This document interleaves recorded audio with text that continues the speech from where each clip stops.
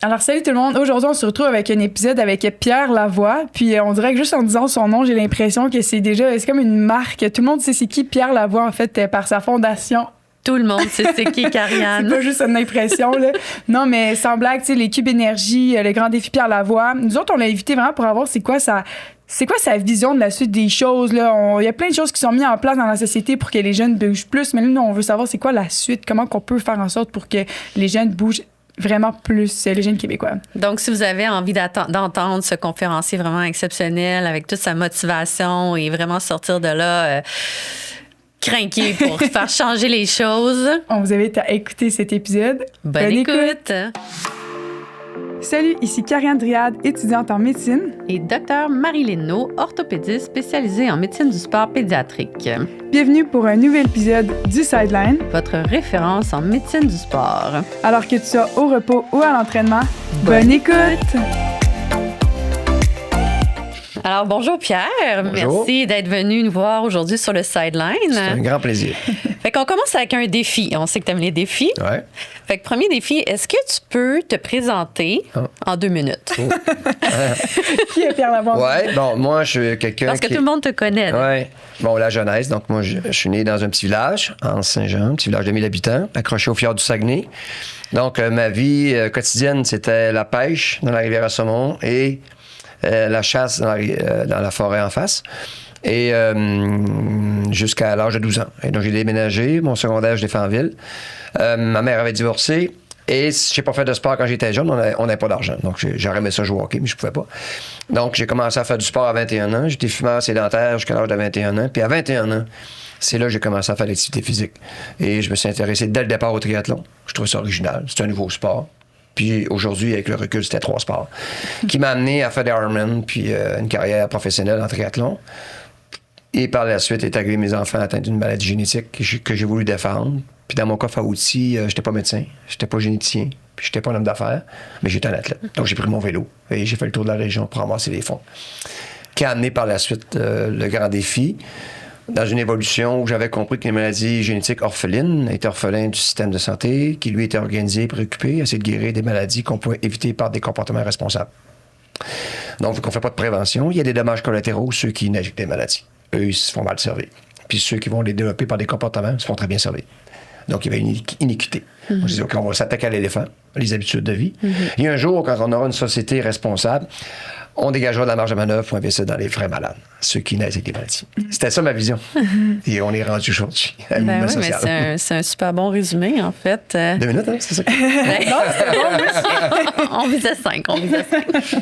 Puis vous êtes souvent dit, là, Pierre Lavoie aussi, le grand défi Pierre Lavoie, les Cubes Énergie. Il y a beaucoup de gens qui vous connaissent par rapport à tout ce que vous faites pour l'avancement, la promotion des saines habitudes de vie puis de l'activité physique. Vous dites souvent le sport est malade au Québec. Ouais. On vous a souvent entendu dire ça. J'aimerais c'est qu'est-ce que vous voulez dire par le sport est malade au Québec? C'est quoi que ça veut dire? On n'a pas la bonne approche. On a un système d'exclusion. Donc, on a un système où on cherche la performance.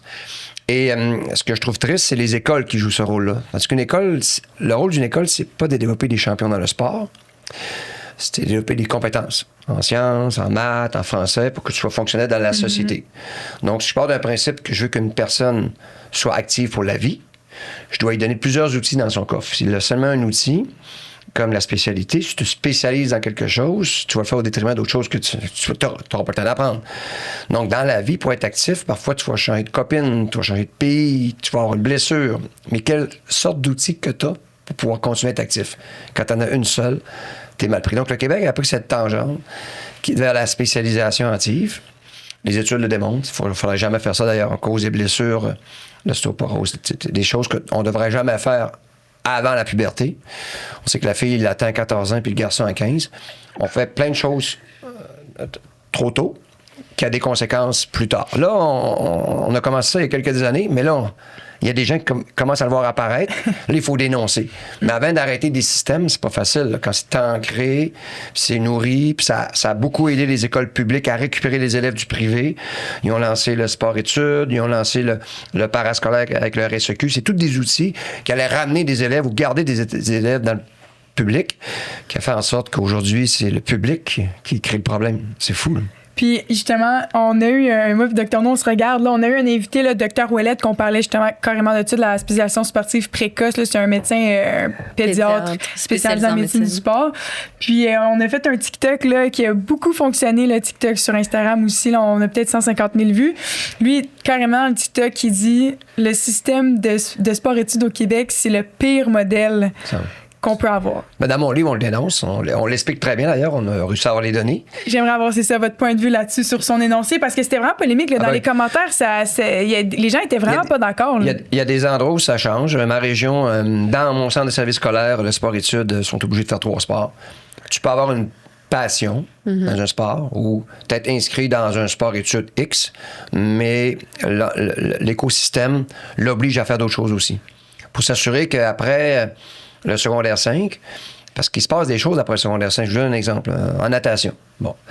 Ton enfant est très bon en natation. Tu l'inscris dans un club de ta ville. Puis là, tu arrives là. Bon, ça commence même à 8 ans. Là. Et là, on les fait nager 3 fois semaine. Ça monte à 4 fois semaine. Ça monte à 5 fois semaine. Là, la fille atteint son summum à 14 ans. Le garçon n'est pas encore atteint sa maturité. Lui, il va performer à 15. La fille performe à 14. La fille est plus rapide que le garçon à 14 ans. C'est fou, hein? Mais à 15 ans, le garçon va reprendre sa place devant elle. Au niveau des performances, là. Mais pour atteindre ces niveaux, tu dois nager 7 fois semaine. Et donc, ils font partie de ce club-là. Et quand arrivera, finalement, le cégep, ton enfant n'est pas de niveau collégial. Parce qu'au collège, on prend une équipe. Qu'est-ce qui nourrit l'école, le cégep? C'est 5 écoles secondaires. Ou 5 villes. Donc, ils vont prendre que les meilleurs. Et vu qu'elle a développé seulement une littératie physique aquatique, elle est inhabile sur Terre. Et vu que c'est une performante, elle décroche. Combien de nageurs continuent de nager après secondaire 5? 2 98 ne remettront plus jamais un pied à l'eau de leur vie. Puis ils sont incompétents. Ils ne savent pas faire de ski. Ils n'ont jamais fait de... Donc, moi, ce que je dis aux parents, vous savez, pour vous assurer que votre enfant soit actif pour la vie, il y a 4 sphères de compétences. Il y a les sports de glisse, les sports terrestres, les sports nautiques, puis les sports aériens. Bon. Les sports terrestres, volleyball, basketball, course à pied, athlétisme. Les sports de glisse, donc c'est un transfert de poids sur la jambe gauche, propulsé sur la jambe droite. Ton cerveau doit l'apprendre. Si tu le sais pas, tu ne seras pas capable de le faire. Nager, personne ne sait nager. Donc au Québec, c'est un immense danger. Parce qu'au Québec, il y a 500 000 lacs et un fleuve. Vous savez qu'aux États-Unis, il y a 200 000 lacs. Le Québec en possède 500 000. Le Canada, 1 million. Le Québec a la moitié des lacs du Canada. On n'est pas en France qu'à 4 lacs. Ici, si c'est pas nager, là, c'est sûr qu'un jour, tu seras confronté à l'eau. Tu vas te noyer. Donc, c'est une compétence obligatoire au Québec. Puis c'est le seul sport que tu pourras pratiquer toute ta vie, même à 90 ans. Même si ça a des problèmes musculo-squelettiques. Donc, on dit comment on refait les systèmes pour bien outiller nos enfants avec actif pour la vie. Donc, le sport-études, sa raison d'être, c'est que mon enfant a une passion au hockey, mon enfant a une passion au basketball. On charge. Les parents, il faut qu'il y ait les moyens. Il faut que tu aies les notes, les moyens. Donc, tu commences ton système d'exclusion dans le public. C'est pour ça qu'on appelle ça les écoles à 3 vitesses. Ce que je trouve triste, c'est que ce que les Scandinaves vont faire, eux, ils vont retarder la spécialisation. Ils sont beaucoup après 13 ans. Il y en a quelques-uns qui vont après 14 ans. Moi, je préférais 14, mais dans un modèle québécois où on a un consensus du sport et activité physique, j'accepterais 13. OK, je serais prêt à accepter 13. Avec les années, peut-être qu'on finirait par avoir 14, mais au début, si on peut avoir un consensus à 13, je serais content. Retardons. Pendant ces années-là, on doit développer des compétences plutôt que de la performance. Ta passion, tu peux la garder quand même, mais après, quand tu arriveras à 14 ans, là, tu peux la faire. Parce que ton cerveau a développé les sphères. On dit que quand ton enfant possède 3 sphères sur 4, c'est assuré qu'il sera actif pour la vie. Quand ton enfant possède 2 sphères sur 4, c'est moyennement sûr qu'il va être actif pour la vie. Si ton enfant possède 1 sphère sur 4, c'est sûr à 81% qu'il sera inactif pour la vie après secondaire 5. Eux, on les appelle les décrocheurs sportifs. C'était des sportifs qui ont tout arrêté. Donc, il y en a beaucoup au Québec. Ils ont passé par ces systèmes qu'on a mis en place, puis là, il faut les arrêter. Il faut les faire évoluer. Fait que vous êtes d'accord, dans le fond, le modèle québécois, c'est probablement le pire modèle qu'on peut avoir. Ouais, c'est l'endroit au monde où on spécialise les enfants le plus tôt dans sa planète. Là. Dans le livre, on le démontre. Là. C'est au Québec. Puis c'est que ça se passe. Donc là, je le dénonce. On est plusieurs à le dénoncer. Là, maintenant, ça cause quoi? Des problèmes de blessures, de l'écœurement, du stress, bien entendu. La performance, ça vient avec de l'anxiété. Et surtout beaucoup d'exclusion. Parce que moi, j'ai vu, personnellement, puis je vous raconte des vraies affaires, là. Ma fille, J'étais allé l'inscrire à la piscine, elle fait du ski alpin, puis là, bon, du volleyball. Les filles aiment faire le volleyball. Elle arrive en secondaire, elle vient dans l'équipe de volleyball. Donc, elle s'inscrit avec ses amis dans l'équipe de volleyball de l'école. Et donc, ils s'entraînent pendant environ un mois, presque 2. Et là, ils vont commencer les tournois. T'as de Dolbeau. Fait que c'est très loin de chez nous, là. C'est 2 heures de route, là. Puis ils veulent pas qu'on embarque dans l'autobus. Fait qu'on suit l'autobus avec notre auto. Là, on arrive à 7 heures le matin, ils commencent à se pratiquer. Là, moi, ça fait des années que j'ai pas vu le volleyball. Ça a probablement évolué comme sport. Et on commence, et là, ils sont en secondaire 1. Hein. Et là, je vois tout à coup l'arbitre siffler et le coach tourner les poignets. Là, je comprenais pas ce que ça voulait dire. Je demande aux parents, écoutez-moi. Ah, c'est parce qu'ils font un changement de joueur. OK, ils vont la bencher. Mais pourquoi? Ah, c'est parce que probablement à l'entraînement, il manque le service une fois sur 2. Puis là, pour prendre de chance, ben, ils la sortent en même service. Et ils mettent une meilleure qu'elle. Mais est-ce qu'ils vont la rembarquer? Ben, ça dépend du coach. Non, ils la rembarquent pas. C'est l'occasion de la sortir. Et là, on se rend compte que les 3 pas bonnes de l'équipe sont sortis régulièrement pour ne pas rembarquer. Et ça dure toute la journée. À la fin, ils ramènent la bannière du RSEQ à l'école. La fameuse bannière. Ouais. À grand coup d'exclusion. Bien entendu, la motivation intrinsèque chez l'humain, chez les adultes, les personnes âgées, les enfants, c'est le plaisir et les amis. C'est les 2 éléments les plus puissants. Plaisir avec mes amis. Est-ce que l'enfant a du plaisir? Non. Est-ce que sa confiance en elle a diminué? Oui. Est-ce que son estime d'elle a diminué? Oui. Donc, elle décroche. Elle arrive à la maison, elle dit, maman, finalement, le basketball, le volleyball, j'aime pas ça. J'aimerais ça, t'es en secondaire 1, là. J'aimerais ça, là, ici, le basketball. Ben, c'est le même système. Finalement, elle finit avec son téléphone. Dans ce monde où on l'accepte volontiers. Rejeté par les systèmes qui cherchaient la performance. Faut arrêter ça.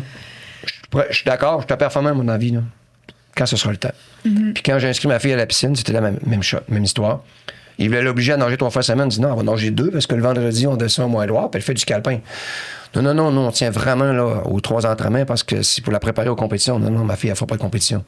Ben, parce que c'est un club de compétition. Oui, mais c'est un volet Vous avez un volet développement? Oui, mais c'est pour les préparer pour la compétition. Non, ma fille, je vous dis, elle ne fera pas de compétition avec 14 ans. Là, elle avait 10 ans. Et il ne comprenait pas. J'ai dit, c'est elle qui va décider. Je veux pas que ce soit moi. Finalement, je vois l'entraînement, c'est un peu n'importe quoi. Le coaching, c'est des jeunes la secondaire 5 qui a fait sa compétition la fin de semaine, qui coach avec son téléphone sur le bord de la piscine. Les jeunes n'ont aucune approche. Ils savent pas nager, là, puis ils sont dans le même couloir. Là, j'ai dit, qu'est-ce qu'ils font? Je comprenais pas, j'étais en haut, j'observais. Moi, j'observe toujours le coaching. T'sais.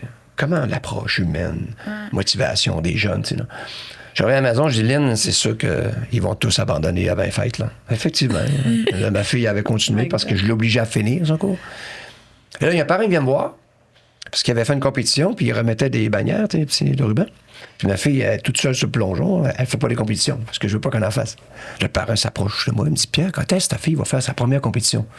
Pas avant 14 ans. Il dit, pourquoi? Ben écoute, elle fait du ski alpin, elle fait de la gymnastique, elle fait différents sports. Moi, ce que je veux, c'est qu'elle apprenne à nager. Puis le cours de la ville, c'est un cours par semaine. Souvent, quand il y a un congé, c'est un cours aux 2 semaines. C'est pas suffisant. Moi, je pense que ça prend au moins 2 fois semaine pour développer la compétence, là. C'est pour ça qu'elle est dans le club. Puis c'est elle qui va décider, c'est pas moi. D'ailleurs, moi, j'ai commencé à nager à 21 ans, là, puis t'essaieras de me suivre en natation pour le fun. Il n'y a rien qui presse pas. Il n'y a rien qui presse. Arrêtez d'être pressé. Laissez-la tranquille. Donc ça, je le vois sur le terrain. Je trouve ça terrible, là. Donc, on sait qu'on perd 71% des jeunes qui arrêtent de bouger entre le secondaire 1 et le secondaire 3. Ils ont été rejetés par ces systèmes. Le 30% qui continuent l'activité physique au secondaire, 50% abandonneront dès l'entrée au cégep. Il restera 15% seulement des jeunes qui seront actifs toute la vie au Québec. Si on me dit que ce modèle-là est bon, là, moi, je ne suis pas d'accord avec ça. Donc là, il faut arrêter, puis revoir le modèle, puis penser beaucoup plus inclusif, puis s'assurer qu'on fait du sport, c'est pour maintenir notre corps en santé. Et un des avantages, c'est que des gens génétiquement sont avantagés parce qu'une performance sportive, là, 50% est génétique. Donc, tu es une athlète. Le reste, l'autre 50%, c'est l'environnement. Tu peux être la meilleure skieuse des Alpes au monde, mais tu n'as pas de montagne dans ton coin. Fait qu'on ne le saura jamais. Tu dois le développer. Est-ce que tes parents ont de l'argent pour suivre le sport qui est ta passion? Et là, on rentre dans tout l'environnement qui fait qu'une personne va aller jusqu'en haut de la pyramide. Puis moi, je suis un performant. Les pays qui performent retardent et mettent en place des systèmes qui ont 2 sortes de jeunes. Ceux qui prennent le côté performance au bon moment, qui atteignent les sommets, qui sont meilleurs parce qu'ils ont développé d'autres mouvements dans leur tête, Quand ils jouent au soccer, c'est aussi des joueurs de ski de fond. Il a aussi fait du ski de fond. Puis il fait de la natation. Leur mouvement est beaucoup plus complet et solide. Et les autres qui sont pas allés vers la performance continuent à bouger avec leurs amis parce qu'ils ont toujours un outil dans leur coffre. Parce qu'ils ont appris plusieurs compétences. Ils ont les 3 sphères de compétences. Justement, ce serait le rôle de qui d'apprendre les compétences aux jeunes? Tu sais, c'est qui devrait prendre ça en j'y ai charge? réfléchi longtemps. Okay? J'ai beaucoup cheminé. Okay? Puis, Prendre une gorgée d'eau. au début, je me disais, les seuls qui ont une formation universitaire de 4 ans, c'est des profs d'éducation physique. Mais on leur donne seulement 2 heures, 2 périodes par cycle de 9 jours. Et la deuxième période n'est pas obligatoire. L'école peut décider qu'il ne donne pas. Donc, imaginez, là, c'est une catastrophe. Puis c'est le seul qui, dans une classe, sait qu'est-ce qu'il faut dire, pas dire, faire, ne pas faire. Pour pas stigmatiser un jeune. Il y a une approche pédagogique. Donc, les écoles, qu'est-ce qu'ils font? Donc là, ils vont partir pour compenser. Parce que moi, je leur ai fait des cubes énergie. Les parents, il faut absolument que notre école, là, nos enfants, ils aiment ça faire du sport. Donc, on va créer des systèmes. Donc, le RSEQ et le parascolaire, le RSEQ, le sport-études, et le dernier, la concentration sport. Mais les gens qui gèrent ces systèmes, c'est pas des pédagogues, c'est des sportifs qui, eux, ont été formatés performance. Et puis là, tu les fais rentrer dans une école avec des petits culs. Puis leur cerveau, là, ils n'ont pas l'approche pédagogique. Là, on parle vraiment du primaire. Là, primaire, exactement. Ce qu'il faudrait faire, donc j'étais contre les organisations qui vont dans les écoles pour faire bouger les jeunes parce que leur but, c'est les spécialiser. Puis pour changer le modèle, je me suis assis avec eux, je les ai challengés, ils m'ont pas aimé longtemps. Et j'ai joint la coalition du sport au Québec. Donc les fédérations, je suis assis avec eux maintenant. Puis ils ont des problèmes de financement, de recrutement d'employés et de bénévoles. J'ai dit, je suis prêt à vous régler votre problème, mais ce qu'on va faire, par contre, on va s'entendre sur une chose. C'est que la Chevrolet 1967, là, on va créer un nouveau véhicule contemporain. Et après, on va tanker le véhicule. Pas avant. On n'ira pas tanker un vieux modèle. Votre modèle n'est pas efficace. Vous êtes prêt à changer le modèle, on va le faire ensemble. Et par la suite, on va tanker le véhicule. Donc, ils sont d'accord. Ils ont accepté de participer à l'effort de guerre, de s'assurer qu'un jeune soit actif pour la vie. On leur montre d'abord des mouvements, c'est pour qu'ils soient habiles dans les sports. Et on ne veut pas le spécialiser, mais vu que ça va nuire à leur membership, si tout le monde le fait, on retarde la spécialisation à 13 ans, ils sont prêts à le faire. Donc, avant 13 ans, ils sont dans les écoles. Là, ils pourront rentrer dans les écoles sous la supervision du prof d'éduc qui a 4 ans d'université. Toi, tu es prof de judo. Là. Dans son écosystème autour d'une école, il y a quoi? Il y a une montagne de ski, il y a un club de judo, j'ai des outils. J'ai un parc. Là, le prof dit, OK, moi, j'ai plein d'outils. Toi, le prof de judo, tu vas venir chez nous. Là, avant de rentrer, tu peux pas dire ci, tu peux pas dire ça, tu peux pas faire ci, tu peux pas faire ça. Là, ben, tu as checké. Si tu fais bien ta job, tu vas avoir accès à tous mes TQ. Parce que les montrer à chuter, t'es le meilleur. Ouais. Viens leur montrer à chuter, parce que les chutes, c'est important. Quand les gens, ils tombent, ils se disent, non, faut que tu roules. Faut que tu roules. Moi, je me blesse jamais parce que je roule. Je fais du judo. Fait que, moi, automatiquement, je tombe en vélo, je roule. J'ai pris des centaines de débarques, je roule. Mais je me casse jamais rien. Je ne vais jamais casser le clavicule. Parce que je roule. En tombant, je me mets à rouler. Je tombe en ski de fond, je roule. Ski alpin, je roule. J'ai appris ça au judo. Merci aux profs de judo. Ouais. Donc, cette compétence-là, est-ce qu'elle est importante pour les chutes plus tard quand ils seront des personnes âgées? Ben oui. Vous allez l'apprendre à l'école, à chuter très tôt par le prof qui va venir à l'école. Puis, je vais te financer pour ça. Donc, tu n'auras plus besoin de les recruter à 7 ans. Là. Tu vas les prendre au bon moment. Mais ça prendrait combien de... Tu sais, on a dit il y a 4 compétences, ça prend 2 cours par semaine pour développer quelque chose. Ça prendrait quand même au moins 8 périodes de... Oui, augmenter le nombre. Donc là, nous, ce qu'on recommande dans le livre, c'est rajouter 3 heures de plus d'éducation physique par semaine. Oui. Donc, ça veut dire que là, tu es à 4. T'sais. Il y a des écoles, peut-être Stéphanie Girard vous le dit, là, j'ai visité des écoles, que c'est ça qu'ils font, là, pas de spécialisation. Tout le secondaire 5. T'as pas le droit. Et tu vois, OK, puis ils s'en vont dans les sphères de compétences. On dit, OK, ces jeunes-là, plus tard, peu importe l'environnement où ils seront jamais mal pris. C'est arrivé dans le COVID, j'ai un exemple. Okay? On m'a appelé dans le COVID, là, Pierre, tu viens pas nous supporter, parce qu'il est à l'Assemblée nationale. Là. Là, il criait après la ministre, puis Horacio Arruda, vous avez fermé les arénas, nos enfants ne font plus de sport. Puis là, on a fait une grosse manifestation, ça a fait les médias là, pendant 2 jours. Puis le monde m'a dit, Pierre, tu viens pas nous supporter? Non. COVID, c'est dangereux. Excusez-moi, c'est parce que là, on peut pas, vous comprenez? Si vous lisez un peu la littérature, il y a un danger, là. On peut pas, tu sais. Je dis, madame, là, excusez, là, votre enfant, il fait quoi? Ben, moi, il joue au football. OK. Je comprends, le football, tu sais, le COVID, c'est un petit peu spécial. Là, tu peux pas trop te coller. Là. Bon. Mais vous savez, ils ont gardé les piscines ouvertes, votre enfant, pour aller nager. Ah, mon enfant, il sait pas nager. Ouais. Ben, votre enfant, il pourrait aller faire du ski de fond parce qu'ils ont gardé aussi les centres de ski de fond ouverts. Mon enfant, il sait pas faire de ski. Ben, désolé, madame, là, vous l'avez rendu inhabile et actif pour la vie. C'est votre faute, vous l'avez spécialisé. C'est surtout que... C'est quand même pour ramener aux parents. C'est sûr qu'on écrit le livre, là. Les parents, allumez, là. Arrêtez de... Parce qu'ils mettent de la pression sur les écoles. Dans un conseil d'établissement, là, les parents sont là. Puis il y en a beaucoup, c'est les parents crinqués là, qui veulent que, ici, là, nous autres, on va être les meilleurs. Non, on doit être... C'est pas ça plus tard que je veux. Moi, je veux que tout le monde bouge. Hein. Puis je m'en fous totalement à quelle vitesse que ton enfant court. Mais je sais une chose, c'est qu'il doit bouger une heure par jour. On peut-tu s'entendre là-dessus, là? Maintenant, la spécialisation, là, les fédérations sont d'accord. La bonne nouvelle, moi, ça fait 2 ans que je suis vécu, là. Là, ça va passer, on appelle ça un mandat d'initiative. Okay? Un mandat d'initiative, c'est comme l'aide médicale à mourir. On a un problème. Comment on le règle? Donc, t'assois tous les partis politiques. C'est lancé par un parti ou un député qui lance un processus. Et là, on appelle ça un mandat d'initiative est lancé.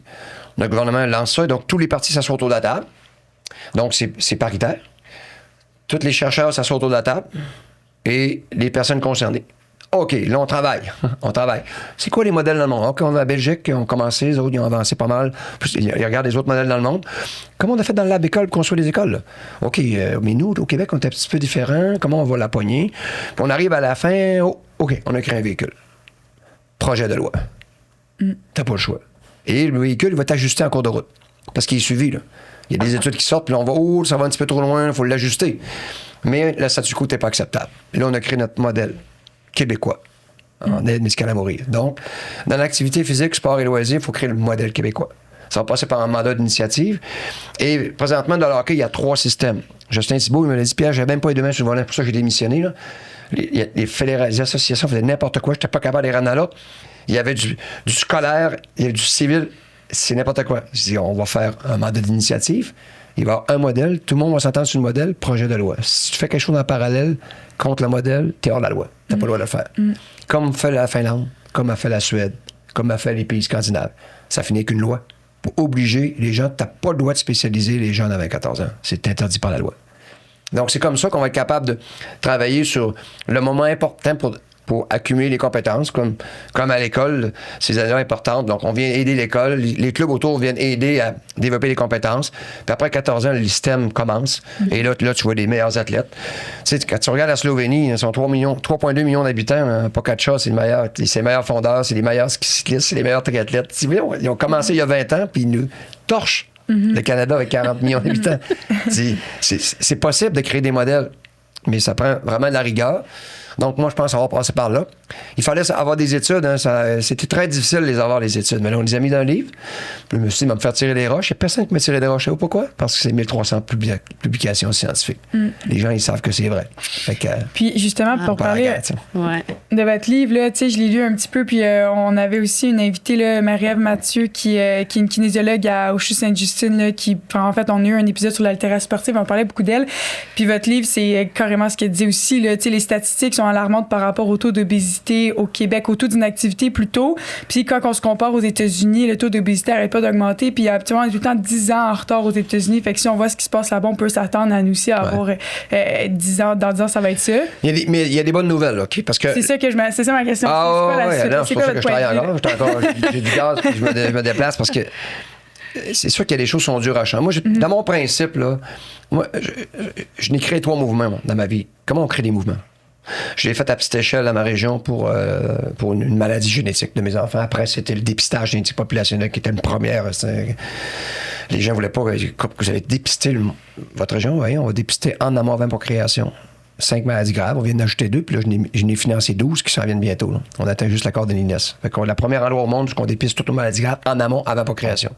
C'est ça de la prévention. Je peux-tu savoir avant? C'est débilitant. Si j'ai une correction, j'ai une molécule, puis c'est pas une maladie grave, là, mais on parle de maladies graves débilitantes, là, il y en a 100 au Québec. Donc, pour moi, pour créer un mouvement, c'est que d'abord, il faut que tu prépares les gens à accepter des mesures contraignantes. Autrement dit, un gouvernement qui veut imposer un changement, il se fait toujours mettre dehors aux prochaines élections. Donc, moi, je dois préparer les gens à accepter une mesure contraignante. Comment je leur explique que c'est ça le gros bon sens? Ça me prend des données. Moi, je me suis toujours nourri de données. En génétique, je n'étais pas généticien, là, mais je les connaissais, les chiffres. Je connaissais les données. J'allais sur le terrain, puis je vulgarisais. J'expliquais le gros bon sens. J'étais capable de confronter des éthiciens, là. Melançon et Ringuette, qui étaient dans le devoir, qui écrivaient des pages contre moi. Ils n'ont pas gagné. Parce que c'était le gros bon sens qui allait l'emporter. Puis on allait mettre des balises. Je disais, un éthicien, ça ne met pas des barrières, ça met des balises un projet. C'est différent. Vous mettez des barrières, donc vous n'êtes pas des vrais éthiciens. Moi, je veux avancer. Comment tu vas me guider pour que j'avance sans dommages collatéraux? C'est ça qu'on veut. On veut avancer. Donc moi, ça a toujours été mes principes. Donc, dans les saines habitudes de vie, là, j'ai fédération. Il fallait que je les fasse avancer tranquillement dans mon idéologie. Puis quand tu fais des sorties publiques où ils sont choqués, là, ils travaillent contre nous. Non, je suis un athlète. J'ai été champion du monde à Hawaï 3 fois. J'ai été triathlète professionnel. Je viens de votre monde. Puis là, je vous dis que c'est pas ça qu'il faut faire. Puis quand je vois les gens aujourd'hui qui font des courses de trail à 160, je vous le dis, la calcification des artères, les problèmes électriques des valves, vous allez tous souffrir de ça à partir de 50 ans. Là, on est une gang, nous, qui a des problèmes. Puis là, vous êtes 100 fois plus nombreux, puis vous faites encore plus que nous. Vous allez tous avoir des problèmes. Il faut vous le dire. Là. S'il y en a qui veulent en apprendre plus sur ce sujet-là, on a fait un épisode avec un cardiologue sportif, justement, puis on a vraiment abordé ce sujet-là. Moi, je m'intéresse aux études. puis mon corps, moi, je le comprends. Quand j'ai des blessures, j'essaie de comprendre, de regarder les études. Après ça, on le nourrit. J'ai la chance de faire beaucoup de conférences, là, des fois de toutes sortes de monde, là, pas juste dans le monde médical, un peu partout. Donc, préparer le terrain. Donc, pour moi, tu sais, aujourd'hui, il est sorti une étude dernièrement, on l'a vu, là, le Québec a atteint l'espérance de vie la plus élevée en Amérique. Donc, les personnes qui vivent les plus vieilles en Amérique, ce sont les Québécois. C'est intéressant, mais c'est intéressant parce que ça veut dire que notre système de santé, il a fonctionné. Il nous a donné une espérance de vie. Là, présentement, quand tu regardes, il y a des provinces qui nous approchent, l'Ontario puis le BC. Là.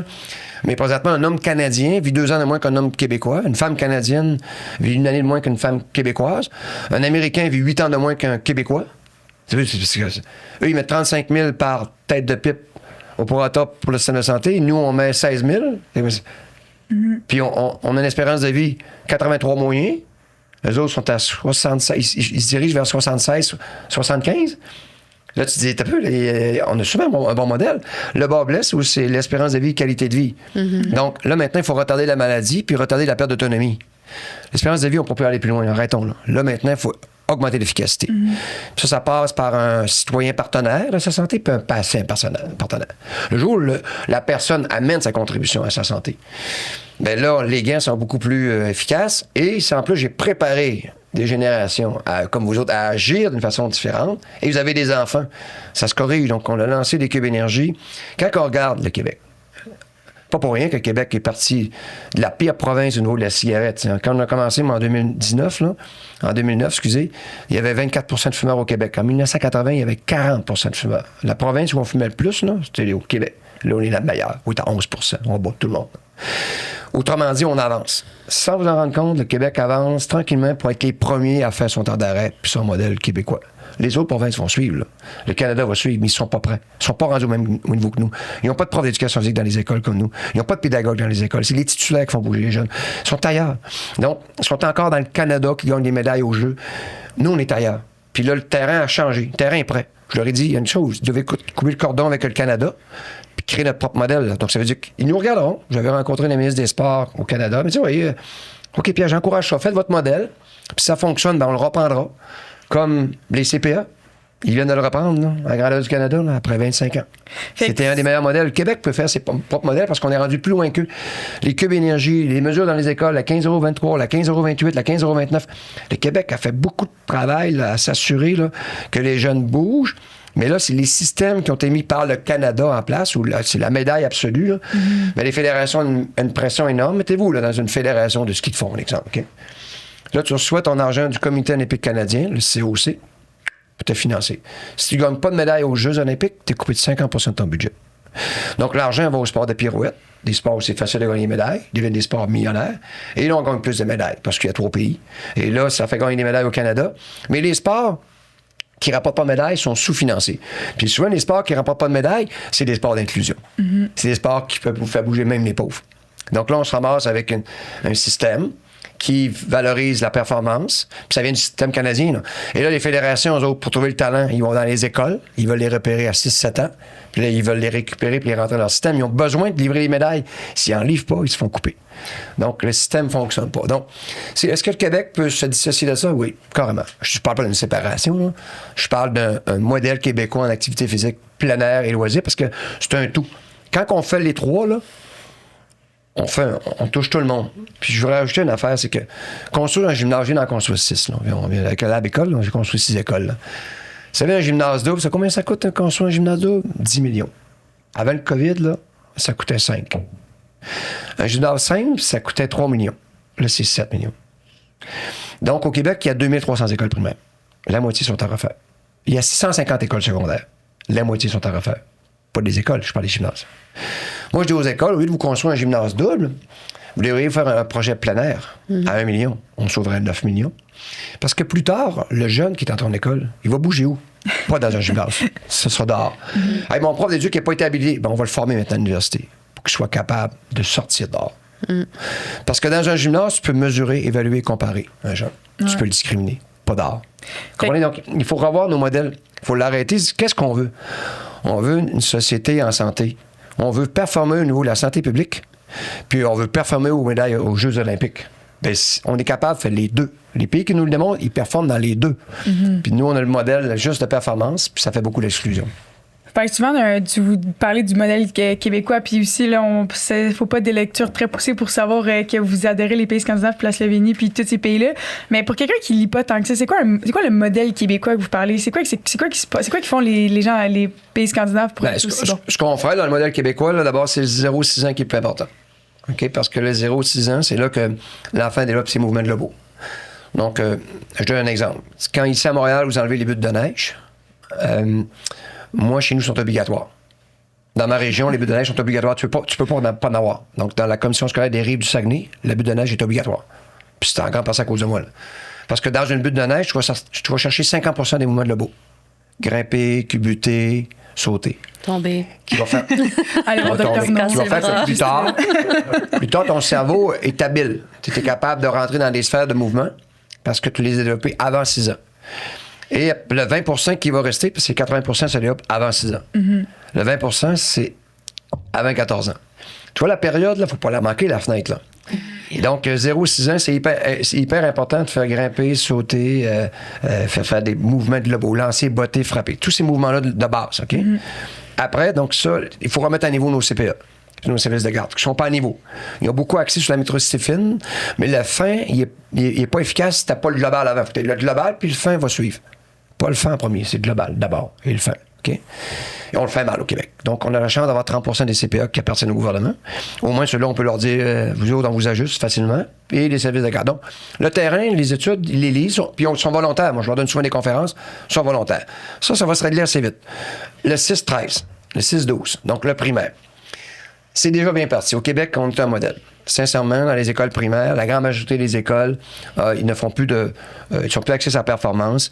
Ils font encore le cross-country scolaire du RSEQ à l'automne, là, où on veut repérer les 3 champions qui iront à la finale provinciale.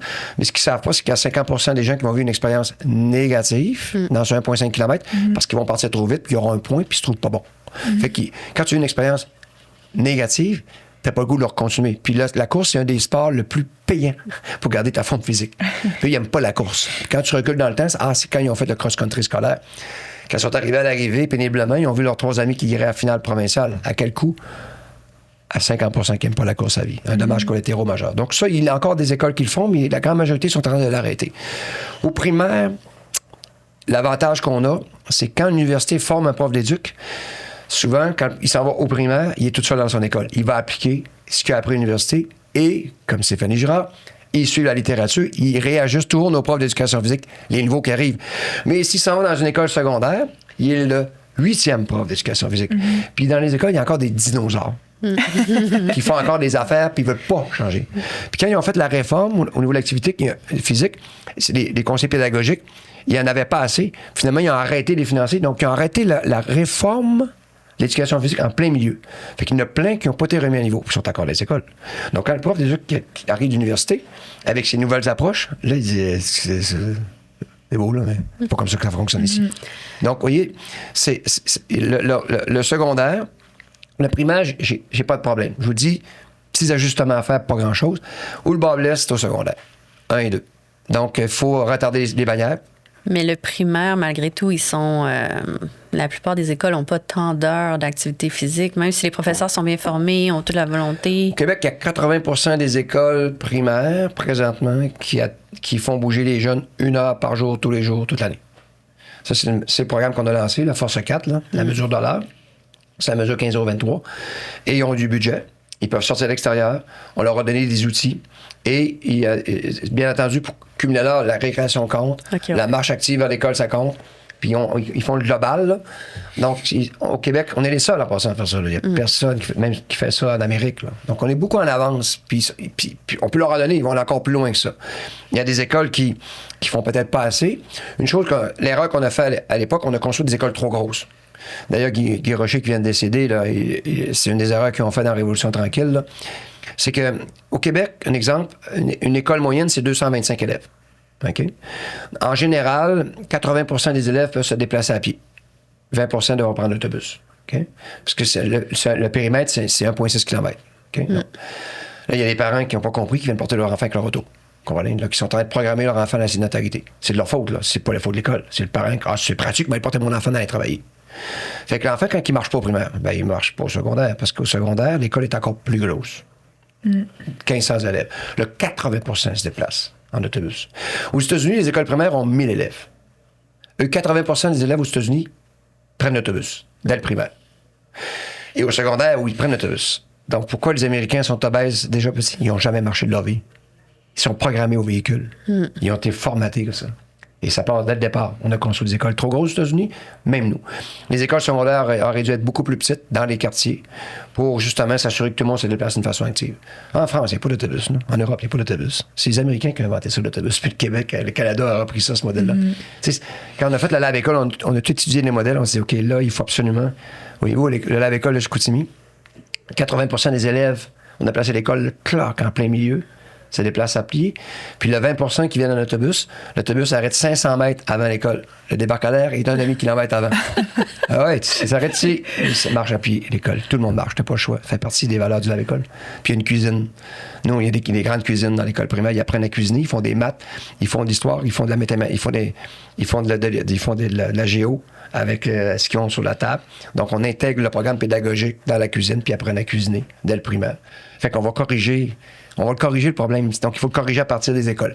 Donc, au secondaire, tu retardes la spécialisation après secondaire 3. À partir du secondaire 3, là, allez-y, la compétition, il n'y a aucun problème. Et ceux qui veulent pas aller dans le système de compétition, il faut aussi que tu aies l'offre pour continuer à bouger avec tes amis. Ah, les plateaux sont pris par les performants. Il n'y a pas de plateau. C'est ça le problème. Le sport récréatif, hein, c'est ça. On le passe. C'est ça. Toute la place est prise pour... parce que, bien entendu, quand tu performes... Et allez voir les sites des écoles là, au Québec, là.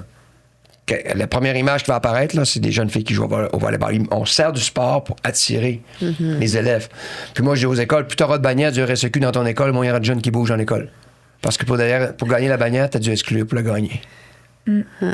C'est ça que ça veut dire. Une fois qu'on a compris ces systèmes-là, le RSEQ, il va le faire, là, parce qu'il m'avait dit qu'il était prêt à retarder là, à secondaire 2. Moi, j'avais demandé 3. Mais là, en ce moment, c'est comme primaire, troisième année primaire, il y a déjà des compétitions. Ah, ben oui, non, c'est le système. Là, je viens de parler du système de rêve qu'on va mettre en place. Pour l'instant, on a le statu quo. Rien ne bouge. Puis moi, j'ai rencontré les hautes instances du parti, de la CAQ. Et j'ai présenté, il venait de sortir une étude en Suède, où là-bas, il avait révélé. C'est Finlande, excusez-moi. Il avait révélé que. Il y avait seulement 34 des jeunes en Finlande qui atteignaient la norme de l'OMS à partir de 17 ans et moins. 34 qui bougeaient 1 heure par jour tous les jours. Là, ils ont paniqué. Le gouvernement a assis les fédérations. Et vous ainsi, là. C'est inacceptable. On pèse sur le piton rouge, on voit le modèle. Nous, on est à 18 des jeunes qui atteignent 1 heure par jour. Puis il n'y a personne qui pèse sur le piton rouge encore. Tantôt, il y a quelqu'un qui faut qu'il pèse dessus. Là. Qu'est-ce qu'ils ont fait à la Finlande? Ah, ben, ils sont en train de revoir le modèle. Ils demandent aux fédérations. Parce que là-bas, c'est beaucoup axé sur. C'est les fédérations et les clubs. T'sais, nous, on a d'autres systèmes. C'est pour ça que faut que tu t'assoies et dire est-ce que nos modèles sont. Puis, faut pas que tu viennes dans l'intérêt de ton organisation. Faut que tu viennes dans l'intérêt, je leur ai dit, quand on va s'asseoir, l'intérêt commun, là, c'est s'assurer qu'un enfant soit actif pour la vie. Puis tout ce qui va nuire à ça, là, tu dois faire des concessions. Toi, ça va t'avantager. Toi, tu vas perdre un peu là-dedans. Mais à la fin, on va s'entendre sur le modèle, puis on va partir le véhicule, puis on va le tanker. Parce qu'il va y avoir un montant à donner là-dessus. Là. Puis on ne met pas assez en sport, loisir et plein air. Mais moi, je considère qu'il ne faut pas tanker le véhicule actuellement. Il n'y a pas le bon modèle. Parce que si on règle leur problème de financement, ils vont le garder. Mais il faut profiter qu'ils sont en situation de détresse pour avoir le modèle. Un peu comme arrive une crise, OK, là, on s'arrête, on voit les modèles, puis c'est plus facile de faire le changement. T'sais. Fait que là, de ce que je comprends, là, le modèle idéal, là, un jeune de 6 ans jusqu'à 13 ans, ben là, lui arrive, il y a des grosses buttes de neige dans son école, il est capable d'avoir une bonne motricité globale. Il fait plein de sports différents. Il essaie de toucher à 3 sphères. Parce que les sports de pirouette, moi, je ne l'ai pas. Là, parce que quand j'essaie, je tombe sur la tête. Là. Celle-là, mais il y en a qui sont habiles. Si tu l'apprends jeune, il n'y a pas de problème. Le cirque, là, il y a des écoles de cirque au Québec, là, c'est les plus beaux programmes que tu peux pas avoir pour la littératie physique globale, là, au primaire. Il n'y en a pas assez. Parce que tu fais tout là-dedans. Là, Tout. Tu jongles, tu fais des pirouettes. Les jeunes, après ça, ils prennent n'importe quelle sphère. Là. Ils vont jouer au hockey, ils sont bons, ils vont faire n'importe quoi. Bon, ils sont compétents. Si tu arrives au cégep, tes amis font du ski de fond. Ah, dis oui, c'est vrai du ski de fond, j'en ai fait quand j'étais petit. Tu te sens compétent, tu vas y aller. Mais si tu n'as jamais fait, dis non, ce ski de fond, moi, parce que tu étais compétent. Surtout quand tu es une performante. Surtout quand tu es élevé dans la performance. Tu veux surtout pas mal paraître. Moi, je me rappelle, la première fois que j'ai fait du snow, tu sais. J'ai commencé à 40 ans. Puis là, j'ai dit, il faut que je fasse du snow. Là, je faisais du ski de fond. Ma belle-sœur, je dis, on va attendre au mois. Même chose. C'est là, je disais, je vais attendre au mois d'avril s'il y a moins de monde, parce que je t'ai connu. Tu sais, là, je vais aller au Mont-Édouard, m'attendre au mois d'avril, mi-avril. Là, ça... Fait que là, mon beau-frère me prête son snow. Je pars avec ma belle-sœur. Elle dit, OK, elle me fait faire la feuille. Là, OK, comme ça. Je pars avec ça, puis j'ai jamais tombé. Elle dit, ben, j'ai fait du ski de fond. Mon cerveau a déjà... C'est quoi le transfert de poids? Donc, tu transposes. C'est le sport de glisse, là, t'es capable de transposer les autres sports. C'est ce qui fait que tes nouveaux amis font du snow. Ah ouais, tu fais de la haute retraite. Ah ouais, du ski de fond. Ah ouais, aucun problème. Du patin. Ah ouais, aucun problème. T'es jamais mal pris, tu sais. C'est ça, avec le motricité globale, faire les 3 sphères, aller marcher pour aller à l'école. Vous faites aussi les lab-écoles. Fait que là, de ce que je comprends, de 6 à 13 ans, rendu à 13 ans, ben, on peut peut-être commencer à se spécialiser, mais encore là, ce serait pas optimal. Mais à 14 ans, de ce que je comprends. C'est 14. 14 ans, c'est votre dû à la maturité, là. La maturité de l'enfant, c'est 14 puis 15. Fait que, est-ce qu'on peut parler de vos lab-écoles? C'est quoi? De ce que je comprends, il emprunte un peu plus le modèle québécois que vous parlez, puis qui est fait dans les pays scandinaves. C'est quoi le modèle? On n'a pas été capable d'intégrer tout, là. Okay. Il fallait que le personnel soit engagé. D'abord, c'est le premier critère. Si tu veux aller à l'école, il faut que le personnel soit engagé. Parce qu'ils vont faire des affaires différentes. Deuxièmement, il faut que la ville soit partenaire de l'écosystème autour. Parce que l'école, c'est un lieu, mais autour, c'est le quartier. Il faut que la ville s'implique. Puis une fois qu'on a ces 2 garanties-là, là, on peut en construire un. Et au début, on ne voulait pas trop parler de l'approche pédagogique, parce que là, tu rentres dans un syndicat qui ne veulent pas trop changer les patentes. Là, mais moi, je me disais, tu sais, si tu arrives chez vous, tu es habitué, quand tu déjeunes le matin, tu es assis au coin de table, ta télévision est là, ou tes affaires sont là, tu es bien, tu t'assois toujours à la même place. Là. Puis là, tu ne veux pas te changer. Ça fait 5 ans que tu t'assois à la même place. Là. Puis là, si on veut te changer de place, t'aimes pas ça. Là. Non, moi, je suis bien quand je suis là, je joue dehors, puis je me sens bien, je veux pas changer de place. Là. Comment je fais pour te faire changer de place? Je refais ta cuisine. La table est virée de bord. Ta place n'est plus là, elle n'existe plus. Là. Et là, tu n'as pas le choix. Il faut que tu trouves une nouvelle place. Et là, ils vont embarquer. Donc, en changeant les espaces, ils ont été ouverts à changer leurs pratiques parce qu'ils avaient perdu leur point de repère. C'est l'humain, il aime voir ses points de repère, ça le sécurise. Quand il les perd, ça l'insécurise, puis il n'aime pas ça. C'est pour ça qu'il a tendance à faire toujours les mêmes affaires. Comment tu l'amènes? Il faut que tu l'amènes dans un environnement où ses points de repère ne sont plus là. Puis là, avec le temps, il finit par s'adapter. T'sais. C'était des écoles merveilleuses. Là. La grande majorité ont été construites dans les milieux défavorisés, les endroits où les enfants en avaient le plus besoin. Et on a ramassé les élèves du quartier, puis ils vont avoir le meilleur environnement. Bien entendu, ils ont coûté cher un peu. C'est ce qu'on a sorti publiquement, mais là, on se trompe. Vous savez, une école, c'est instruite aujourd'hui, et on est tous instruits, excusez. C'est parce qu'il y a un filet social à quelque part là, qui nous instruit. Là. Et ce qui fait la force d'une société, c'est pas la santé, c'est l'éducation. Puis moi, je dis aux gens, si tu as 100 000 à investir, mais allez pas à l'hôpital, il est trop tard. Mais là, à l'école, corrige le problème. Mm-hmm. Comment on peut dire aux gens que c'est l'endroit le plus important d'une société, c'est l'école dans ton quartier? Mais on se dit, non, occupe-toi pas de ça. Là. Nous, on a un système qui va s'en occuper. On pourrait-tu s'en occuper de notre école? On pourrait-tu l'entretenir? On pourrait-tu aller la bonifier? Est-ce qu'on pourrait s'impliquer dans des programmes? Mais c'est comme une genre de chasse gardée. On s'ouvre un peu plus au primaire, mais c'est difficile. Donc, pour moi, c'est des choses une école, un exemple, celle de Saguenay a coûté 21 millions. Je leur ai dit, on a 320 élèves. J'ai fait une règle de 3 maintenant dans la presse, là, pour démêler un peu le monde, parce que ça coûtait cher. Non, ça n'a rien coûté. Quand tu regardes le nombre d'élèves, l'école, on l'a conçue pour 60 ans. Il va passer 320 élèves. Il y a 202 jours d'école par année. Ça fait 5 $ par jour, par élève. Est-ce que ça vaut la peine d'investir 5 $ par jour par élève pour avoir le meilleur environnement pour livrer la pédagogie et pour la recevoir? Moi, je pense que oui. Ce qui a fait la force du Québec, là, c'est la Révolution tranquille. On a mis les églises dehors, puis on a dit maintenant, on éduque tout le monde. Mm-hmm. Le Québec s'est élevé par l'éducation. Mm-hmm. Puis tu vas corriger tes problèmes sociétaux toujours par l'éducation. Le seul endroit où tu peux pas couper, là, tu coupes jamais l'éducation. Mm-hmm. Ouais. Puis l'État a tellement de pression pour la santé, ben là, il met 65,5 milliards en santé pour mettre 32 milliards en éducation. Puis dans les pays scandinaves, jamais que le budget de la santé dépasse le budget de l'éducation. Mm-hmm. Parce qu'ils corrigent leurs problèmes de santé en éduquant, par des programmes. T'sais. Tout ce qu'on parle, là, ça coûte un peu d'argent. Mais ça économise combien là-dedans? Mm-hmm. Puis pour aller un peu dans cette même voie-là, là, c'est le thème de la prévention est super important. Moi, la prévention, je le vois de façon vraiment un peu microscopique. Là. Moi, je vois beaucoup la prévention des blessures sportives très spécifiques associées à certains sports. Puis je vois à quel point on a des programmes de prévention qui fonctionnent et qui ne sont absolument pas utilisés là, dans la vie de tous les jours. C'est un petit peu la même chose à grande échelle. Pourquoi on n'investit pas dans la prévention? Qu'est-ce qui se passe avec nous? Parce que tout est politisé. Donc, les décisions sont politisées. Puis le politicien, lui, il regarde le thermomètre, il regarde il est raisonnant, il regarde les sondages, puis il va prendre une décision en fonction de garder le parti politique en place. Hein. Mais je pense qu'on a réussi à monter une armée, là. Au Québec, une armée. Là.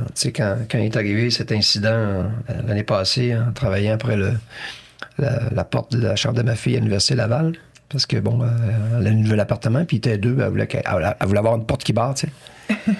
Donc là, j'ai enlevé la vieille poignée, parce qu'une poignée qui barre pas, tu lui donnes un coup dedans, puis elle casse, puis elle tombe par terre, mais une poignée qui barre, il y a un genre de système qui rentre à l'intérieur. Même si tu casses la poignée, tu peux pas l'ouvrir, tu sais. Mais le trou était ovale. Fait que je savais rien pour... puis là, j'étais mal pris, hein, j'étais à Québec. Bon, là, j'avais un Exacto. Un gros Exacto, là, pas les petits, les gros. Puis j'ai commencé à gosser, mais moi, je suis quand même un mécanicien, là, dans la vie. Là, avec mes mains, je suis habitué. Là, je tiens la porte, puis je gosse, puis je gosse, puis je gosse. Puis de l'autre côté, je gosse, puis je gosse. Mais il reste un petit bout, là. Fait que j'ai rallongé la lame, et en forçant très fort, la lame a cassé. La première, et la suivante est flambant neuve. Je l'ai rentré dans le bras, là, tiens. Nice. Donc, toute la mécanique, donc, ça a pris 16 points de suture. On va être la mécanique, là. Rapidement, j'étais à l'urgence. J'étais en urgence, là. J'ai bypassé tout le monde. Je s'attends à la médecin arrive, je sais pas trop quoi, pour arrêter de saigner. Puis là, elle a sorti un microscope pour regarder. On voyait que les tendons. T'as rien coupé. J'avais rien coupé. Je comprends pas. T'as rien coupé. OK. Pendant qu'elle est en train de me recoudre, elle dit... Je te connais, je suis une fille d'Alma, moi. Ah oui, ben c'est sûr, là, je viens du Saguenay. Là. Non, elle dit, j'ai fait des cubes énergie quand j'étais jeune. Je dis, oui, non, elle dit, oui. Elle dit, j'ai fait 3 fois la course du Grand Défi. Puis mon père a fait 4 fois le Grand Défi. Elle dit, moi, mes patients, quand ils rentrent dans mon cabinet, là, ils n'ont même pas le choix de pied, là. C'est l'activité physique d'abord. Fait que le message qu'elle me lançait, on est là maintenant. On est médecin, on est enseignant, on est parent. Puis on a fait des programmes, puis c'était positif, c'était axé sur l'inclusion. Pour les bonnes raisons qu'on bougeait. Maintenant, on s'en vient. Ils ont 27 ans.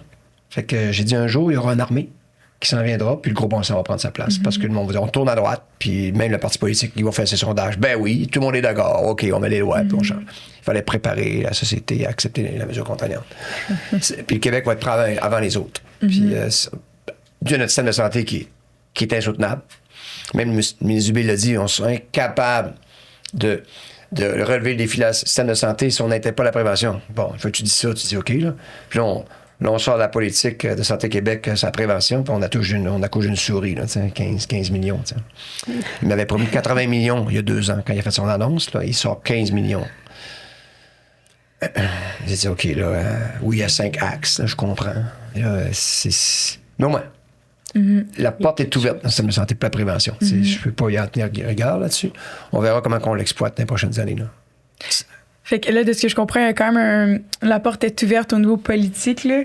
Ouais. Mais moi, je voudrais reparler un petit peu plus là, des cubes énergie, là, puis de voir quand est-ce que j'ai aussi gagné, j'ai fait les cubes énergie. Je pense que la plupart des jeunes ici... Là, j'ai fait les cubes. Mais attends, ça existe-tu encore, les cubes? Ah oui. 80% des jeunes au Québec font les cubes. Ben, depuis 17 ans. Ça n'a jamais fléchi. Puis j'aimerais ça aussi voir un peu le futur que vous voyez les cubes énergie. Est-ce que vous voyez comme ça plus par rapport... Parce que moi, j'étais en 6e année, puis j'ai même gagné. Là, je suis allée au stade olympique. Puis, les gens n'ont pas su. Il se fait des cubes en France, hein, en Occitanie. Ouais. En Occitanie. Donc, eux, ils le font depuis 12 ans, les cubes. Ils le font au mois d'avril. Et tu sais, on les a laissés aller. On n'a pas voulu partir quelque chose en France. Là, mais après ça, c'était le Canada. Les provinces canadiennes, la part des écoles francophones au Canada font les cubes aussi depuis toujours. Et à un moment donné, on a fait une initiative aux États-Unis. Donc, on est allé dans Shape America. Donc, il y a eu 2 États, le Texas puis la Floride, qui ont fait les cubes. Et là, à un moment donné, là, ça a parti. Il y avait 19 États qui voulaient faire les cubes énergie du Québec. On avait 2 millions d'élèves qui s'étaient inscrits pour faire le programme aux États-Unis. Le COVID est arrivé. Là, tout s'est arrêté. Et après le COVID, on l'a conçu pareil virtuellement. On s'est dit, OK, ça nous permet de l'argent américain pour... parce que là-bas, il y avait vraiment besoin de bouger, là. Puis finalement, dernièrement, on voulait relancer le programme il y a 1 an, mais avec ce qui se passe aux États-unis aussi, on se concentre sur le Québec. C'est une bonne idée. Mais oui, les cubes, c'est un programme... Je vais expliquer la genèse, OK? Parce que, vu que vous l'avez tous fait, comment on a pensé le cube? OK?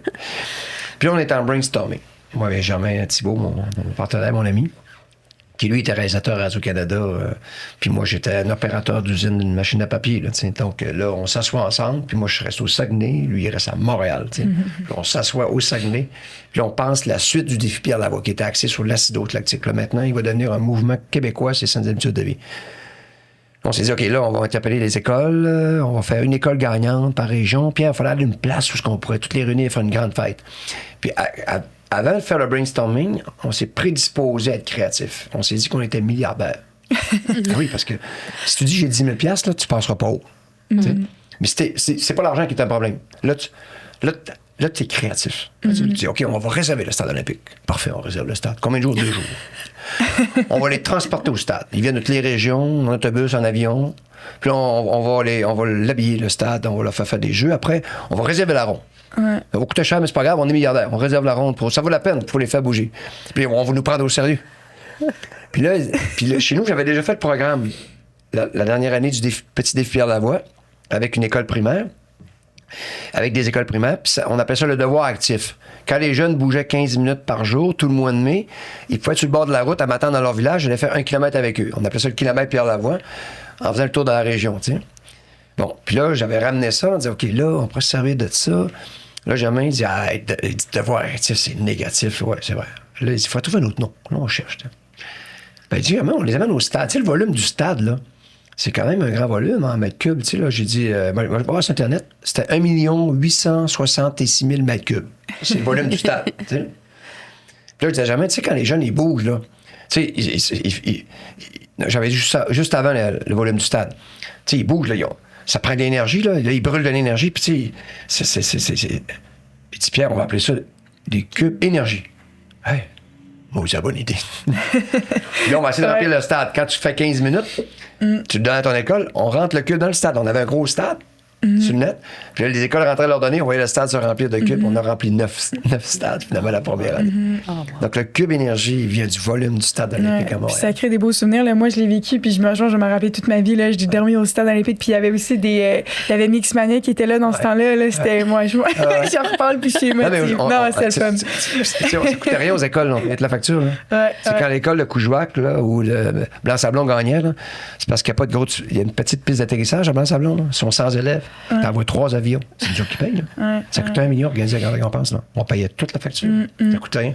Fait que les écoles, puis vous voyez qu'on leur envoie... À date, on a remis 40 millions dans les écoles en achat d'équipement pour faire bouger les jeunes dans les écoles défavorisées et financer 250 projets de recherche sur les maladies orphelines. Tu sais, notre rôle, là, sur le terrain, puis on finance des projets de recherche et surtout, on investit dans les écoles.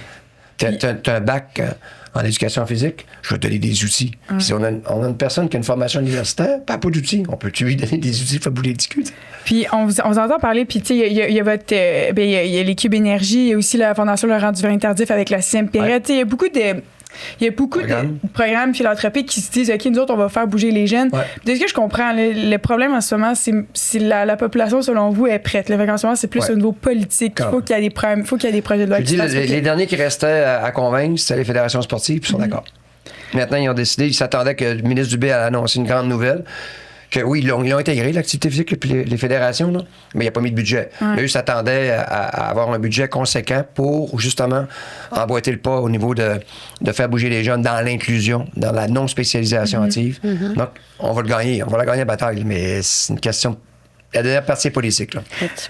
Je sens qu'on pourrait parler là, pendant des heures et des heures avec vous, là, M. Lavoie, mais là, nous autres, vous êtes milliardaires en ce moment. Vous avez même une baguette magique.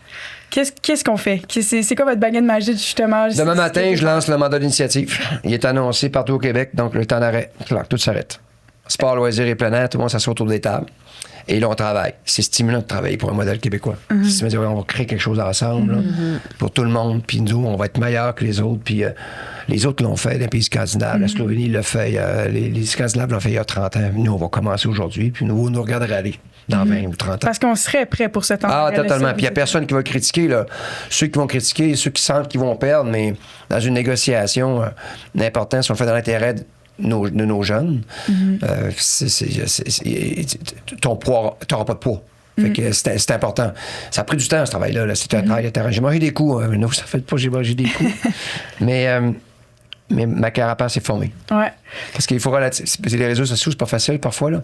Mais moi, je suis privilégié. J'ai pas beaucoup de critiques. Quand j'en ai, je trouve ça normal. C'est normal, là, les critiques. Ça fait partie de la vie. Puis on sait que ce qui fait changer les choses, tu l'as dit, là, c'est la science, c'est les données, les statistiques. Ce serait quoi tes 5 statistiques les plus marquantes? Hein? Je dirais que... il vient d'en sortir une ce matin. Là. C'est sorti hier qu'il y a plus de jeunes sur la planète en obésité qui viennent dépasser les jeunes qui souffrent de malnutrition. C'est fou, là. Tu peux pas croire qu'il y a l'inégalité. C'était Hubert Reeves qui avait, quand on a fait le passage du millénaire, il avait posé la question comment on fait pour que dans ce prochain millénaire qui commence à avoir la paix sur la planète. Tant que les riches ne voudront pas partager leur richesse aux pauvres, il y aura des guerres. Parce qu'ils voudront tout ça l'accaparer. On sera en conflit. Ça va passer par le partage de richesses. Pas totalement, mais se soucier de son voisin, donc l'inclusion. S'assurer que celui qui évolue dans une société comme la nôtre, qui est parti de rien, comme au Québec, puis s'est élevé dans une société moderne par l'éducation, oublie personne. Oublie personne. Tu sais, puis on a les moyens de le faire, je pense. Le Québec a les moyens, plus les moyens que les années 60. Puis, tu sais, je remercie aujourd'hui Guy Rocher, Guérin Lajoie, le ministre Jean Lesage, qui a eu le courage de lancer le mandat, là, qui a fait la Révolution tranquille. Puis aujourd'hui, on est tous instruits. Puis avant, c'est pas nous autres qui étaient instruits, les Québécois. Là. C'est les autres. On travaillait pour eux. Là, maintenant, on n'a plus rien envers personne. Les autres choses, c'est que d'avoir que l'espérance de vie, qualité de vie trop basse, ça, on peut pas... le système ne peut pas tolérer ça trop longtemps. Si on ne corrige pas la situation d'ici 5 ans, le système privé va prendre beaucoup de place, puis il y aura 2 systèmes privés et publics bien organisés, les 2. Bien entendu, un rapide, puis un moins rapide. Et là, l'espérance de vie va se mettre à descendre parce que quand tu n'as plus les moyens de t'occuper des gens qui n'ont pas les moyens, puis donc qui décèdent plus tôt, et on fera comme les États-Unis qui est à 81 espérance de vie, qui ont chuté à 80, 79, 78 dans le COVID. Ils ont perdu 1 an et demi dans le COVID parce qu'ils ne se lavaient pas les mains, ils ne portaient pas de masque. Nous, on a perdu 6 mois. Et ils se dirigent vers 76,1. C'est ça qui va nous arriver. Donc, on a le modèle, on a le miroir qui est là. Puis moi, je pense que le Québec peut prendre une trajectoire différente. Mais il fallait qu'il y ait un travail de terrain qui se fait depuis une quinzaine d'années sur le terrain. Puis là, quand je dis que le terrain est fertile, là c'est le thème. Des podcasts comme vous faites, des gens comme vous qui se préoccupent de ça, qui sont en première ligne. L'intelligence artificielle va venir nous aider beaucoup, je pense, à éduquer les gens, à avoir la bonne information, à poser les bons gestes, à avoir peut-être dans mon écosystème, rapidement donner l'écosystème pour bouger, qui peut m'aider. J'en parlais tantôt avec un groupe, là, j'habite où, t'habites où? Ah, je reste dans la rue des Augustines. OK, le système, OK, à côté de toi, t'as ça. Ta piscine, tu vas là. Oui, non, il te donne tout l'écosystème. Oui, mais je viens de traverser à 6 heures, t'as ça. Hein, L'accessibilité. Tout ça, tantôt, là, va venir aider l'humain à être plus efficace. Puis la prévention va prendre, j'espère, sa place. Parce que présentement, on a une armée qui travaille pour le curatif, puis on a quelques soldats qui travaillent pour le préventif. Et ça a un impact, bien entendu, les personnes, les jeunes que tu vois trop tôt, tu sais, en orthopédie. Ces gens qui... hier, j'avais une conférence, c'est drôle, parce que c'était les fonds de pension du Québec, les syndicats des pompiers de Montréal étaient là, les grosses organisations, les Rio Tinto et compagnie, là, ceux qui gèrent les fonds de pension et qui gèrent les avantages sociaux. Puis moi, ma ligne était simple. On était 3 palénistes, mais ils ne s'attendaient pas à ce que je leur dise ça. Là. Ben, vous savez, l'espérance de vie, c'est extraordinaire au Québec. Là. On vit 83 ans. Là. Puis là, je remercie vos gens qui s'occupent de vos fonds de pension, là, parce qu'ils ont tous accumulé 1,5 à 2 millions dans vos fonds de pension. Là. Vous êtes correct. Va aller jusqu'à 96 ans. Le problème, c'est qu'au Québec, 82 des Québécois pognent la gravelle autour de 64 ans. Savez-vous, c'est quoi pogner la gravelle? Vos affaires allaient très bien dans votre vie. Vous roulez sur l'autoroute et tout à coup, vous pognez la gravelle. Pogner la gravelle, c'est hypertension qui vient d'apparaître, diabète type 2, cholestérol élevé. Là, vous pognez la gravelle. Il y a des gens, quand ils pognent la gravelle, ils reviennent difficilement sur la route, d'autres qui ne reviennent plus jamais. Puis ça se passe autour de 64. Ça commence à 62, aller jusqu'à 66, c'est là que ça se passe. Mais il n'y a aucun problème, le système de santé va vous prendre en charge et vous amènera à cette espérance de vie qui est une des plus élevées au monde, 83 ans. À quel coût? 65,5 milliards. Maintenant, vous devez donner votre contribution. C'est vos membres, là. Les syndicats, c'est vos membres. C'est bien, vous avez réussi au niveau de l'argent, mais vous n'avez pas réussi au niveau de la santé. La santé, c'est pas mal plus important. À quoi bon avoir 1,5 million comme fonds de pension pour avoir le cancer? Ça vaut rien. Ça vaut plus rien. OK? Donc, les faire penser prévention. Puis donc, c'est un écosystème qui doit évoluer. L'entreprise doit faire sa part. La mairesse qui est élue, qui doit me créer un parc, un milieu propice. M'ouvrir les piscines. Enlever les freins à l'activité physique. Mais je pense que aussi pour acheter là-dedans, là, puis chose sur l'occasion de la dire, parce que vous parlez du diabète puis de l'hypertension, il y a beaucoup de gens qui pensent que c'est des maladies de la vieillesse. Tu penses que les gens étudient ouais, mais mes parents ont le diabète, c'est normal. Fait que aussi, je pense que aussi un niveau de l'activité physique puis de l'éducation, les gens ils pensent que c'est des trucs qui sont normaux à avoir. Mais moi, quand je leur dis faire des cartes, ils pognent la gravelle, parce que pourquoi les employeurs ne s'impliquent pas? Savez-vous c'est quoi la raison? Pourquoi ils s'impliquent en sécurité? Vous savez, qu'ils payent. Hein? Et voilà. S'il y a un employé qui se blesse, là, ça va coûter des millions. Je leur dis, vous savez, le pire bilan routier du Québec, là, c'était en 1974. Cette année-là, il est mort 2200 morts sur les routes du Québec. Il mourait entre 50 à 60 personnes par fin de semaine au Québec. Là. Par fin de semaine. Ils ont dit, OK, ça n'a pas d'allure, on va arrêter de construire des autos, ça tue des gens. Ah non, on va intégrer la prévention.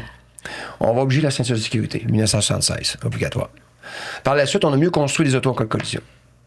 On a amélioré les courbes, les dessus de côte. Et le bilan s'est amélioré. En 2000, le bilan routier avait chuté à 791 morts par année. Ils ont dit, OK, maintenant, on asphalte les bordures pour le sécuriser l'hiver, parce qu'il y avait des dérapages et des collisions latérales qui faisaient 2-3 morts. Maintenant, les bordures sont asphaltées sur les routes numérotées, parce qu'il y a beaucoup de trafic. Il n'y a plus de dérapage. Et on a fait beaucoup de travail sur l'alcool au volant. Et là, on a 331 morts par année avec 6 fois plus d'autos qu'en 1974. En intégrant la prévention, on a sauvé le système routier. Dans les usines, on a intégré des cultures sécuritaires pour avoir 0 accident. Moi, j'ai travaillé dans des papetières, parce qu'il y a 3000 moteurs qui font tourner des équipements dangereux qui peuvent t'arracher un bras. Là. Et on a 0 accident pendant 3 ans. On a inculqué des cultures sécuritaires. Donc, on a sauvé le monde du travail en inculquant des... Donc, ça fonctionne. Pourquoi on ne fait pas pour la santé? Ça fonctionne. Pourquoi on ne l'a pas intégré pour la santé? Moi, je leur dis, je suis mécanicien. Les années 70-80, on changeait des moteurs de char. C'est pourquoi? Il y avait une seule affaire qui t'avertissait, la lumière à l'huile. Dans le fond du datch. T'étais loin. Tu conduis sur la route, puis elle, quand elle allumait, là, ça veut dire que la pompe à l'huile a arrêté de fonctionner. Puis il n'y a plus d'huile qui monte en haut, qui descend ton moteur.